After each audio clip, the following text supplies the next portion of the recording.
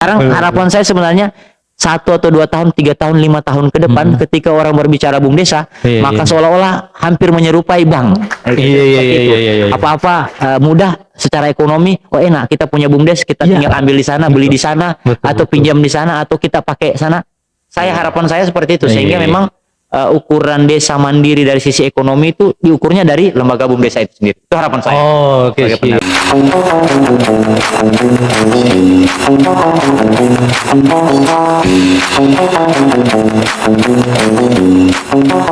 Assalamualaikum warahmatullahi wabarakatuh. Kembali lagi bersama saya Miftahul Afdal di Halo Podcast. Nah, kali ini saya ditemani oleh pendamping desa Kecamatan Palasa, yaitu Kanda Abdul Ghafir. Ya, kali ini kami berada di rumah dataku di kantor desa Kecamatan Palasa, Kabupaten Parigi Motong. Nah, kali ini kami akan membahas terkait dengan statement yaitu Menteri Desa sekaitan dengan pelibatan badan usaha milik desa atau BUM Desa ya. Nah, bagaimana mereka akan dilibatkan penyediaan bahan baku atau sebagainya di makan siang bergizi itu. Nah, kali ini saya bersama dengan Kanda Ghafir ini akan membahas terkait dengan itu yang mungkin ada kaitannya juga dengan ketahanan pangan, yang sebagaimana kita ketahui bahwa di ketahanan pangan itu dalam penganggaran dana desa ada sebesar 20% ya. Nah, terkait dengan makan gizi gratis ini, Kanda, yang bagaimana statement Pak Menteri yaitu Pak Yandri Susanto bahwa beliau mengatakan dalam program, salah satu program unggulan dari Pak Presiden Prabowo terkait dengan makan siang gizi, siang bergizi, ini kan ada pelibatan BUMDes. Nah, seperti apa sih yang BUMDes yang bisa melibatkan diri dalam hal makan siang bergizi itu kira-kira? Menurut pemahaman Kanda selaku pendamping desa Kecamatan Palasa. Iya, terima kasih. Jadi sejauh ini yang perlu kita ketahui sebenarnya dasar daripada program itu sendiri dilaksanakan. Kalau kita di Kementerian Desa yang notabene kami sebagai pendamping, diskusi kami di internal itu untuk wilayah Parigi Motong, khususnya kami di Kecamatan Palasa, kami selaku pendamping, pertama yang harus kita sikapi bagaimana kemudian Kementerian Desa menyahuti tentang program nasional Pak Presiden. Salah satu pintu masuknya adalah dengan terbitnya regulasi Peraturan Menteri Desa nomor 2 tahun 2024 yang di situ terkait soal ketahanan pangan yang bisa melibatkan BUM Desa, yang kemudian arahnya juga boleh diarahkan ke makan siang bergizi. Nah, itu. Tetapi dengan bergulirnya waktu setelah Permen Desa terbit, kemudian ada Peraturan Menteri Keuangan 108 tahun 2024 yang juga kurang lebih sama secara teknis pengelolaan keuangan diatur. Setelah itu akhir-akhir ini muncul lagi keputusan Menteri Desa nomor 3 tahun 2025 terkait soal teknis ketahanan pangan itu sendiri. Jadi, nah ini 3 regulasi bahkan yang menjadi dasar. Kemudian host menanyakan bagaimana kemudian tanggapan terkait soal pelibatan BUMDes dalam hal makan siang bergizi ini. Nah, perlu kami luruskan bahwa makan siang bergizi ini sebenarnya kalau dari sisi pemahaman kami, bahwa sebenarnya kalau skopnya BUM Desa ingin mengambil lebih besar, maka dia harus menjadi mitra. Mitra dengan pemerintah tentu. Jadi dia tidak hanya memfasilitasi desanya atau melayani desa, bisa bahkan melayani skop skalanya yang lebih besar dari desa. Nah, itu kalau BUM Desa ingin jadi mitra terkait soal program nasional penyiapan makan siang bergizi ini. Tapi syarat-syaratnya tentu ya lumayan banyak dan lumayan rumit juga. Oke, itu seperti apa syarat-syarat yang salah satunya BUM Desa itu harus berbadan hukum sertifikat Kemenkumham. Sertifikat berbadan hukum dari Kemenkumham. Yang kedua, dia harus terdaftar di Badan Gizi Nasional. Oke. Iya, itu bisa didaftar online. Nah, itu salah itu ada beberapa indikator yang menjadi syarat bahwa BUMDes itu bisa menjadi mitra Oke. penyedia baik bahan baku, tempat ataupun yang lain-lain terkait soal program makan siang bergizi. Oke. Termasuk juga kalau misalnya BUMDesa ingin menjadi penyuplai, ya tentu dia harus siapkan tempat yang standar, ya harus standar nasional ya. Kira-kira dari sisi kesehatan juga harus ada standar gizinya. Kalau dia misalnya bahan bakunya untuk makan siang bergizi, karena memang ini program nasional, tentu syarat-syaratnya ketat. Tidak kemudian ketika BUMDesanya siap langsung ditunjuk, ya dia masih dievaluasi apakah memang BUMDesa itu layak menjadi mitra atau tidak. Nah, beda kalau kemudian dengan desa. Kalau dengan desa berarti kembali kebijakannya kepada pimpinan di desa. Oke.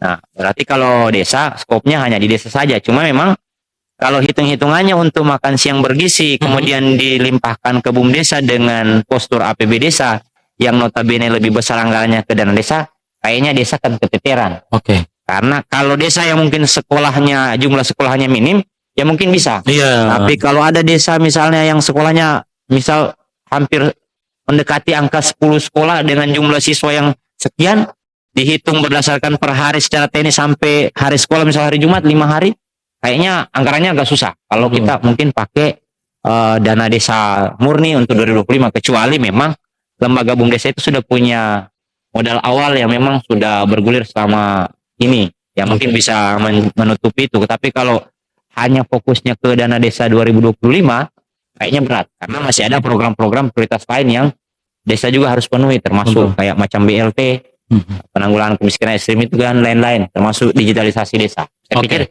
untuk awal itu barangkali. Nah, terkait dengan pertama soal syarat yang harus terpenuhi oleh BUMDesa itu adalah berbadan hukum. Ya. Nah, sejauh ini untuk BUMDesa yang ada di Kecamatan Pelasa ini kan ada 11 desa.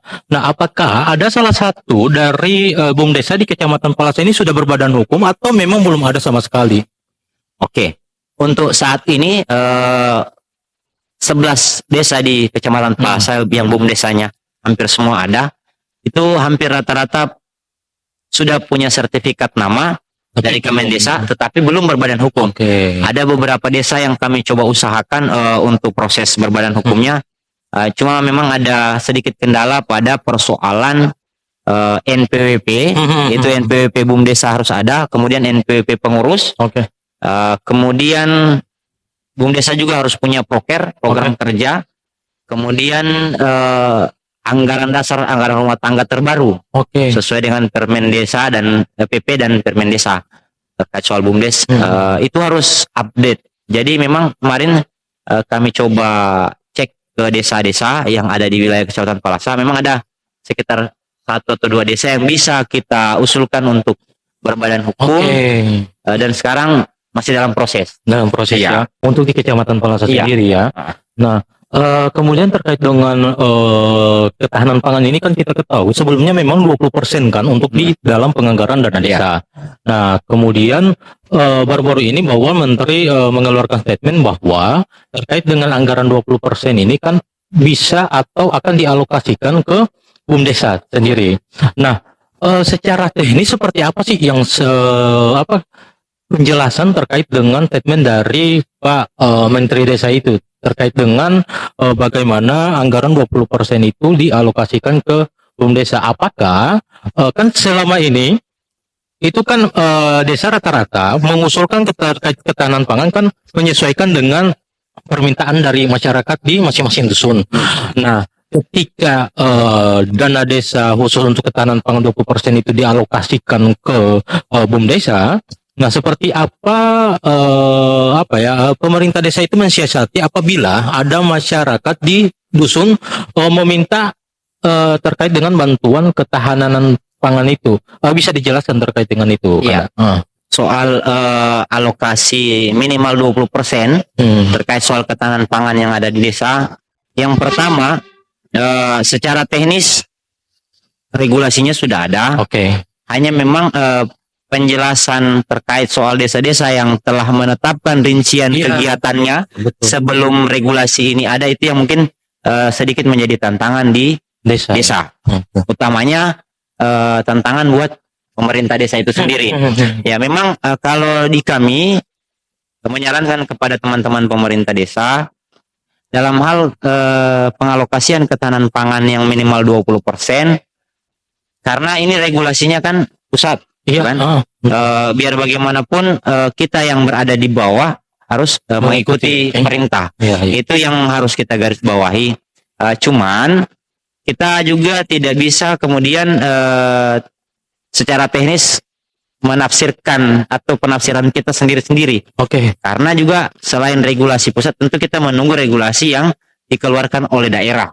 Supaya bukan hanya Kecamatan Palasa, tapi Kabupaten Parigi Motong 23 kecamatan itu sama. Kira-kira ketika kita berbicara ketahanan pangan yang dialihkan atau yang beralih dari kemarin pelaksanaannya adalah pelaksana di lapangan adalah Karukasi, kemudian hari ini berubah regulasi kemudian dikerucutkan kepada BUMDesa, kita sama persepsi kita terkait soal pemahaman itu, sehingga nanti antara kecamatan satu dengan kecamatan lain itu tidak terjadi perbedaan terkait penafsiran kaitan dengan ketahanan pangan yang 20%. Misalnya di kecamatan ini kok begini boleh, yang ini tidak boleh, sehingga tidak ada jadi polemik ke depan. Jadi kita berharapnya daerah juga menyikapi aturan terbaru itu agar kita sepersepsi lah, supaya antara pemerintah desa, kemudian mitra desa dan pemerintah daerah itu sama, sehingga dalam hal pelaksanaannya selaras. Kemudian ini juga kan nanti menjadi problem bagi desa-desa yang posting. Misalnya kalau dia mau posting, kan sebenarnya ada beberapa desa yang sudah penetapan APBD. Bahkan ada desa yang penetapan APBD sebelum merincikan kegiatan ketahanan pangan itu. Sementara kebutuhan dalam posting itu harus merinci apa semua kegiatan. Nah, hari ini dengan regulasi yang baru, tentu desa-desa yang belum menetapkan tentu akan berhitung akan bagaimana kemudian secara teknis perincian ini. Karena ketahanan pangan itu sendiri kalau kita mengacu ke keputusan Menteri Desa Pembangunan Daerah Tertinggal nomor 3 tahun 2025 itu memang lebih diutamakan harus dialokasikan ke badan usaha milik desa atau badan usaha milik desa bersama. Nah, kemudian kalau itu tidak ada, baru kemudian dialihkan ke misalnya pelaku usaha, pelaku ekonomi, misalnya koperasi.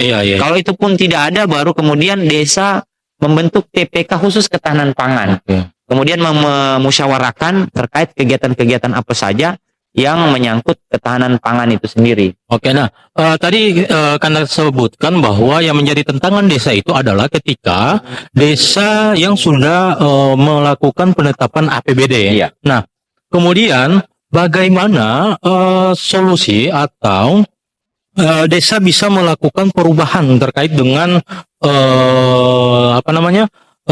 penetapan tersebut. Tentu kan kalau sudah ditetapkan, apalagi kalau sudah diposting kan itu sudah tidak boleh lagi dirubah. Nah, itu bagaimana masukan terhadap desa yang sudah penetapan bahkan sudah diposting dengan kalau itu memang sudah menjadi salah satu poin bagi kita di desa, bahwa itu memang menjadi bukan kendala artinya problem lah, masalah yang hari ini memang menjadi realita yang ada di desa. Tetapi kalau memang ada desa-desa yang sudah terlanjur melakukan penetapan bahkan sudah sampai pada posisi posting APBD, tidak ada masalah. Hanya saja desa yang sudah melakukan posting penetapan dan posting itu tentu harus menunggu perubahan menyangkut regulasi itu. Berarti ada dibuka ruang untuk memang kalau APBD perubahan kan dari dulu. Itu kan acuannya Permendagri. Berarti untuk aturan juga ini sama berarti bisa juga Hanya memang nanti yang secara teknis akan terkendala ke desa. Bagi desa yang sudah penetapan tentu dia harus menunggu dulu perubahan APBD baru bisa menggerakkan dana yang 20%. Itu di September berarti. Dia paling, kalau kita regulasinya kalau Permendagri nomor 20 tahun 2018 harus September perubahannya perubahan APBD dibuka secara online aplikasi. Nah, kemudian kan ketika ketahanan pangan yang anggarannya itu 20% dialokasikan ke BUMDesa, secara otomatis berarti terkait dengan pengelolaannya itu akan bersistem komersil berarti, Kanda ya. Iya. Nah, itu seperti apa? Karena menjelaskan menanggapi terkait dengan itu, apakah memang pada dasarnya memang BUMDesa itu fungsi dan tugasnya seperti itu atau seperti apa? Karena kan kita ketahui selama ini kan ada beberapa BUMDesa yang artinya hidup segan mati tak mau. Nah, bagaimana Kanda Ya. menanggapi? Terima kasih. Kalau itu sebenarnya ini analisa kami ya Oke. pribadi. Kemudian kenapa diarahkan ke lembaga BUMDesa itu sendiri? Karena memang satu-satunya tempat atau lembaga yang bisa mendapatkan penghasilan yang sifatnya sah itu adalah badan usaha milik desa yang sudah Oke. disiapkan oleh negara. Oke. Nah, sebenarnya kalau kita bicara komersil ya bisa saja. Oh, Hanya mungkin kalau komersil terlalu kasar. oh iya. Mungkin bagaimana kemudian anggaran desa itu bisa tepat sasaran dan kemudian ada income yang didapat oleh desa iya. lewat program dana desa itu sendiri khususnya di ketahanan pangan. Oke. Karena sebelum-sebelumnya ketahanan pangan ini oleh desa diberikan kepada kelompok setelah serah terimanya kemudian dokumen pendukungnya lengkap sudah selesai. Iya. Sampai di situ. Nah, dengan adanya regulasi baru ini saya lihat bukan hanya sampai sebatas setelah selesai penyerahan kemudian selesai tidak. Tidak ya. Tapi pengawalannya dari pra pelaksanaan sampai pasca. Oke. Sampai pasca pelaksanaan dipastikan bahwa memang benar-benar apa yang dianggarkan oleh negara lewat desa, lewat ketahanan pangan 20% itu pertama dia tepat sasaran, Oke. kemudian yang kedua betul-betul bisa meningkatkan ekonominya masyarakat secara pemberdayaan dan desa punya income, punya Oke. pendapatan minimal ada bagi hasil dari BUMDes yang menjadi PAD. Oke, sederhananya teknis yang bisa dilakukan oleh BUMDesa itu seperti apa sebenarnya itu? Ya. Kalau untuk sekarang karena memang ini adalah yang hal baru bagi kita Iya, sebenarnya di desa. Kalau sebelumnya kan memang sudah ada penyertaan modal yang di desa. Tetapi ini untuk ketahanan pangan sendiri yang dikelola oleh BUMDesa. Iya. Nah, itu hal yang baru di kita. Tapi menurut kami soal bagaimana kemudian sederhananya ya paling tidak misal contoh di desa itu misalnya potensinya adalah lahan pertanian. Oke. Contoh misalnya jagung. Iya. Jagung ya. Berarti BUMDesa menyiapkan bibitnya, Oke. desa menyiapkan lahannya, masyarakat yang mengelola. Oh, Gitu. iya. Hasil daripada jagung itu sendiri ketika panen yang mengelola, yang menjual itu atau yang membeli itu adalah BUMDesa. BUMDesa Oh. kemudian menjual ke pihak yang lain Oke, yang oke, dengan oke, harga. oke. Jadi Oh, ada iya. kemudian kemandirian secara harga juga tidak di petani tidak berubah Oke. karena ditangkap langsung atau diambil langsung oleh BUMDesa. Ya, Dan- artinya Nah, mohon maaf. Artinya tidak lagi mau langsung ke tengkulak, berarti Ya. harus melalui BUMDesa ini Ya. ya. Tinggal BUMDesa lagi yang mencari pasar. Iya, Mana itu kira- akan ya, kalau kita bicara soal nilai ekonomi Iya. atau kemudian misalnya secara kebutuhan pokok minimal desa itu tidak beli lagi ke desa lain. Kalau Oke, soal jagung, ya. cukup beli ke BUMDesa karena itu hasil masyarakat desa itu sendiri. Oke. Kira-kira seperti itu. Seperti itu Ya, ya. kurang lebih gambarannya Oke. yang kami bayangkan hari ini. Yang hari ini. Nah, sejauh ini khusus untuk di Kecamatan Palasa tadi kan Kanda sebutkan bahwa memang ada beberapa BUMDesanya yang belum mengurus terkait dengan Sertifikat sertifikat itu yang berbadan hukum Kemenkumham. Nah, kalau untuk di Kabupaten Parigi Motong, apakah memang Kanda sudah mendapatkan informasi mungkin salah satu BUMDesa yang sudah menyahuti terkait dengan informasi dari Kemendes PDT ini? Ya. Soal Soal mitra ya. pelibatan Iya. mitra menjadi apa? Sampai hari ini sejauh ini ada satu BUMDesa di wilayah selatan ya, wilayah Parigi, Mertasari itu kebetulan dengan tinggalnya teman di sana. Itu memang sudah pada tahap pendaftaran untuk mitra Oke. sebagai makan siang bergizi itu sudah mendaftar. Memang lumayan syarat-syaratnya ya lumayan lengkap dan sedikit selektif ya. Oke. Minimal dia terdaftar sebagai berbadan hukum dari Kemenkumham, kemudian dia harus ada pengakuan dari Badan Gizi Nasional. Oke. Ya. Jadi kalau untuk saat ini info yang kami dapat ada 1 atau 2 yang sudah mendaftarkan calon mitra Oke. untuk program makan siang bergizi nasional itu. Oke. Nah, selaku pendamping desa di Kecamatan Palasa ini sendiri, tadi kan juga Kanda sebutkan bahwa ada beberapa BUMDesa yang mungkin bisa didorong untuk mengurus terkait dengan ya bisa berbadan hukum Kemenkumham itu sendiri. Nah, sejauh ini kalau melihat potensi desa yang ada di Kecamatan Palasa, nah seperti apa upaya Anda ke depan selaku pendamping desa untuk bagaimana BUM desa ini mungkin di tahun berikutnya bisa menjadi mitra terkait dengan makan siang gratis ini, bergizi ini. Ya, kalau kami sebagai pendamping mungkin pada wilayah teknis kami tetap akan berusaha dan berupaya mendorong dan meyakinkan teman-teman desa bahwa saat ini dengan adanya program makan siang bergizi yang menjadi program nasional, tentu desa harus mengambil bagian. Ya, salah satu hal yang paling bisa dilakukan di desa adalah bagaimana kemudian mengaktifkan kembali badan usaha milik desanya agar ke depan desa itu bisa bersaing minimal untuk desanya. Karena memang selama ini BUM desa itu kayaknya kurang dilirik karena itu mungkin pertama misal unit usahanya bergerak di bidang apa mungkin belum jelas. Kemudian bagaimana terkait pembayaran operasional, gaji dan sebagainya. Itu sehingga mungkin membuat teman-teman di desa terutama pengambil kebijakan di desa itu agak ngeh lah untuk memberikan atau mengucurkan dana anggaran ke BUM desanya itu sendiri. Tapi lewat kesempatan ini juga saya ingin sampaikan bahwa alhamdulillah dengan adanya regulasi-regulasi yang baru, tentu bagi desa yang punya BUMDes, khususnya misal ada beberapa desa, semacam desa Beau, desa Eea, kemudian ada Palasa Tangki, itu yang usahanya lumayan berjalan, lumayan bergerak, dan alhamdulillah sampai dengan hari ini masih tetap maksimal ya menurut kami. Tinggal kita butuh pendampingan, kemudian terus-menerus peningkatan bagaimana kemudian pengelolaannya.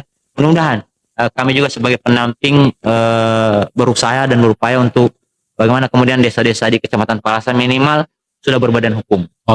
Nah, tadi Kanda singgung soal bagaimana mungkin teman-teman di desa ini kan agak sedikit tidak berkeinginan untuk menjadi pengurus desa, karena kadang mereka kan biasa bertanya-tanya soal gaji atau insentif dari menjadi pengurus BUM desa itu. Nah, kalau terkait dengan gaji untuk BUM desa ini, apakah mereka bisa ambil dari modal usaha yang telah diberikan oleh desa, ataukah hasil dari usaha yang dijalankan oleh BUM desa itu? Ya, bisa Kanda jelaskan? Ini yang menarik sebenarnya. Selama ini mungkin ada beberapa persepsi di kita yang sampainya kurang maksimal. Betul. Sebenarnya kalau kita berbicara modal itu tidak bisa. Jangankan hilang, kurang saja tidak bisa. Justru harus lebih. Misal kita kasih 10.000, ya tentu tahun depan harus minimal jadi 15.000 lah. Jadi sebenarnya intinya gaji atau operasional, pelaksana operasional di BUM desa itu diambilnya bukan dari modal yang disertakan, tetapi dari pendapatan hasil dari modal yang dikelola. Itu sebenarnya. Jadi semakin tinggi hasil pendapatan maka semakin besar gaji. Tapi itu pun kembali ke anggaran dasar dan anggaran rumah tangga, termasuk SOP BUM desa itu sendiri di masing-masing desa. Kira seperti itu. Nah, sejauh ini dalam keterlibatan Kanda sebagai pendamping desa di Kecamatan Palasa, sebelumnya mohon maaf, artinya bukan dalam artian membanding-bandingkan, tapi ini berdasarkan fakta ataupun realita di lapangan. Nah, sejauh ini menurut Kanda, BUM desa di desa manakah yang memang secara pengolahan atau manajemennya itu sudah kelihatan? Itu boleh Kanda. Kalau pribadi pengalaman pribadi kami untuk Kecamatan Palasa sendiri, kalau kita mau bicara soal urutan, mungkin urutan pertama itu adalah BUM desa Eea, Kapuk Indah. Karena memang dari sisi penganggaran, kemudian respon pimpinan selaku kepala desa, kemudian direkturnya juga dan pelaksana operasional itu memang betul-betul sinergi.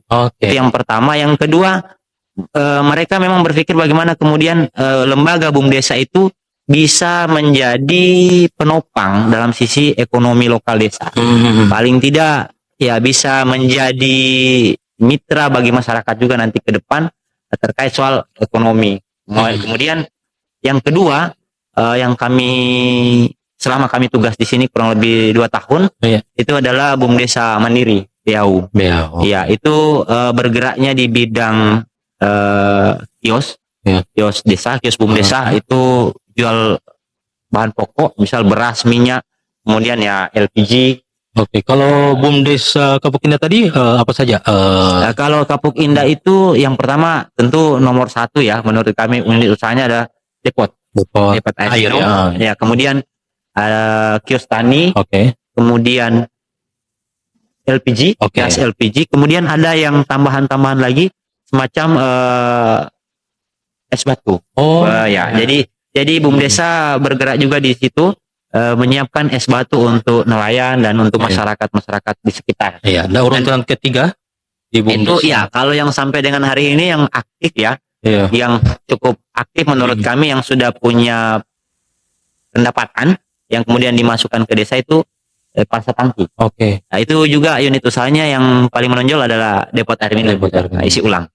Sebenarnya ada sih, ada beberapa desa yang BUM desanya jalan juga, cuma belum maksimal Oke. aktifnya. Nah, kalau secara sudut pandang Kanda sendiri, apa sih yang menjadi problem sehingga beberapa desa BUM desanya itu tidak berjalan maksimal, dan barangkali bisa Kanda berikan solusi terkait dengan itu sehingga menjadi evaluasi bagi setiap BUM desa yang ada di. Iya, tentu kalau menjawab pertanyaan apa sebenarnya faktor yang kemudian menyebabkan BUM desa itu hidup segan mati tak mau. Iya. Yang pertama mungkin kasuistik ya. Hal-hal yang pernah terjadi di masa lalu kemudian menjadi momok yang menakutkan bagi kepala desa itu sendiri. Jadi intinya kayak macam kurang kepercayaan lah pada orang-orang yang ditunjuk. Kemudian yang kedua mungkin ya faktor sumber daya manusia. Itu juga salah satu faktor yang mungkin sangat berpengaruh di desa, sehingga banyak BUM desa tidak aktif ya dalam pengelolaan BUM desanya itu sendiri. Kemudian yang terakhir barangkali yang ini yang umum-umum ya. Yang terakhir barangkali soal keinginan. Keinginan pimpinan untuk bagaimana kemudian desa itu bisa mendapatkan penghasilan atau dari income, atau income dari BUM desa itu sendiri. Jadi sebenarnya kalau 3 itu kemudian bisa secara terus-menerus dikikis, mungkin merubah mindset ya. Mungkin itu salah satu solusi yang harus. Jadi perubahan mindset kemudian itu kalau bisa dilakukan perubahan mindset terkait bagaimana kemudian kita melihat lembaga BUM desa itu sebagai lembaga atau pintu masuk desa itu mendapatkan PADES, saya rasa 1 atau 2 tahun ke depan BUM desa di Kecamatan Palasen akan aktif dan berlomba-lomba bagaimana kemudian mendapatkan penghasilan yang lebih besar untuk kemudian menjadi PADES juga sebagian. Kenapa? Karena dana desa juga tidak ada kemungkinan dan jaminan bahwa dana desa akan ada terus. Semakin naik status desa itu, maka dananya akan semakin diminimkan. Karena kan statusnya sudah naik. Itu statusnya itu bisa disebutkan apa saja? Kalau di dalam Kementerian Desa sendiri, status desa itu dibagi menjadi 4 tingkatan. Jadi ada desa 5 ya, 4 atau 5. Pokoknya yang pertama paling bawah itu sangat tertinggal. Kemudian yang kedua itu tertinggal. Kemudian yang ketiga itu berkembang. Yang keempat itu maju. Yang kelima itu mandiri. Berarti ada 5. Ada 5 dalam Kementerian Desa. Kalau dalam Mendagri, Kementerian Dalam Negeri itu ada 3. Ada 3 tingkatan. Ada desa swadaya, kemudian desa swakarya dan swasembada. Untuk di Kecamatan Palasa sendiri yang dari 11 desa ini rata-rata berstatus apa kira-kira? Ya, untuk Kementerian Desa dari sisi indeks desanya itu 9 desa maju, 2 desa berkembang. Untuk di Kecamatan Palasa. Jadi yang kita tinggal 2 desa berkembang itu desa yang mayoritas penduduknya ada di dataran tinggi, pegunungan. Semacam PBU Unang dengan Bombat Siang. Sisanya maju semua. Dalam status indeks desanya. Nah, kembali lagi persoalan BUMDes ini, Kanda. Nah, ini kan BUMDes juga kalau saya melihat secara pandangan pribadi saya juga kan jarang melakukan inovasi-inovasi ataupun kreativitas terkait dengan itu. Apakah perlu mereka mendapatkan pelatihan-pelatihan atau hanya cukup untuk bagaimana menyesuaikan dengan apa ya, konsumen yang ada di seputaran wilayah mereka Ya. itu, seperti apa kira-kira menurut? Saya pikir kalau untuk peningkatan kapasitas Iya. pelaksana operasional BUMDesa sangat perlu. Sangat perlu. Sangat perlu. Cuman saat ini dengan begitu canggihnya dunia, Iya, betul.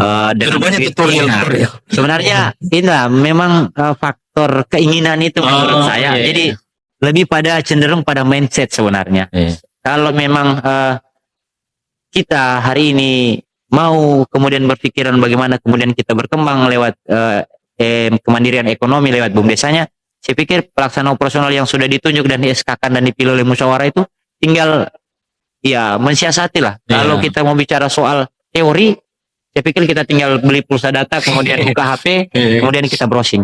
Nah, memang kalau untuk secara teknis ya mungkin studi tiru. Iya. Studi tiru perlu dilakukan, tetapi yang perlu digarisbawahi, yang dituju juga harus sesuai dengan potensi yang ada di desa kita. Iya. Jangan kita pergi ke desa yang studi tirunya bicara soal perikanan air tawar, sementara kita tinggal di pinggir laut, ya. Susah juga ini. Jadi memang harus sama antara apa Iya. yang ada di kita, kemudian apa yang akan kita tuju untuk studi tiru. Iya. Seperti itu. Oke. Nah, kemudian kan berkaitan dengan pengelolaan BUMDesa ini kan hampir rata-rata kan diambil dari dana desa. Nah, agar bagaimana supaya pengurus BUMDesa ini bisa melakukan pertanggungjawabannya itu sesuai dengan regulasi yang ada, kemudian juga sehingga terhindar dari hal-hal yang beresiko. Nah, hal-hal apa saja yang seharusnya bisa atau yang seharusnya dilakukan oleh BUMDesa terkait dengan bagaimana terkait pengurusan atau laporan pertanggungjawaban itu? Ya, itu juga saya rasa sangat penting. Iya. Pertama mungkin awalnya adalah ketika desa ingin memberikan penyertaan modal kepada BUMDesa. Iya. Yang pertama disiapkan oleh BUMDesa itu adalah proposal. Oke. Ya, selain struktur yang ada tentu proposal, kemudian analisa usaha. Oke. Analisa kelayakan usaha yang kemudian harus disertakan. Kemudian program kerja itu pasti. Iya. Kemudian untuk laporan pertanggungjawaban, BUMDesa juga harus melakukan atau membuat pembukuan Oke. yang sifatnya bisa laporan bulanan, kemudian 3 bulanan, kemudian laporan semester, kemudian laporan akhir tahun atau tutup buku, sehingga nanti dalam hal desa mendapatkan pertanggungjawaban dari BUMDesa itu sangat terperinci, dan desa juga bisa mempertanggungjawabkan anggaran yang telah digelontorkan Oke. oleh desa kepada lembaga BUMDesa itu sendiri. Saya pikir seperti itu. Oke. Nah, terkait dengan soal pembukuan, kemudian proposal dan lain sebagainya, sejauh ini kan sebagai pendamping desa terus memberikan edukasi seperti itu ya kepada beberapa BUMDesa. Ya. Nah, soal terkait dengan mungkin saya bisa sebutkan administrasi soal BUMDesa ini, BUMDesa mana sih yang untuk di Kecamatan Palasai ini menurut pandangan Kanda sejauh ini yang memang sistem administrasinya itu dianggap bagus? Ya, kalau bahasa bagus Iya, mungkin atau iya, baik ya. baik ya.